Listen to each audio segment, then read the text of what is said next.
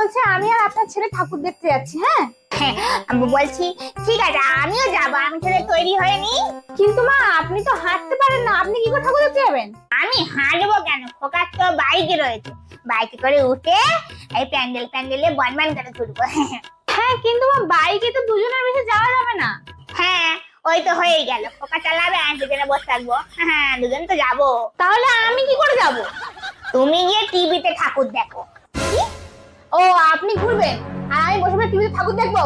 আরে মা, ও সকাল থেকে ঠাকুর দেখতে যাবে বলে বায়না করছে, আজকে ওকে নিয়ে যাই, কাল তোমাকে নিয়ে যাবো ওখানে। ও জন্মদাত্রী মাকে তুমি ভুলে গেছো, এখন বউ বেশি আপন হয়েছে। যা যা যা খোকা, আমি ঘরে বসে টিভিতে ঠাকুর দেখছি, তোরাই ঘোর। আর তুমি সত্যি মাইনি। আচ্ছা ঠিক আছে, তুমি তৈরি হয়ে নাও, তোমাকে নিয়েই যাবো ওখানে। তুমি ড্রেস ফ্রেস খুলে ফেলো কাল। আরে ঠিক আছে তৈরি হচ্ছে।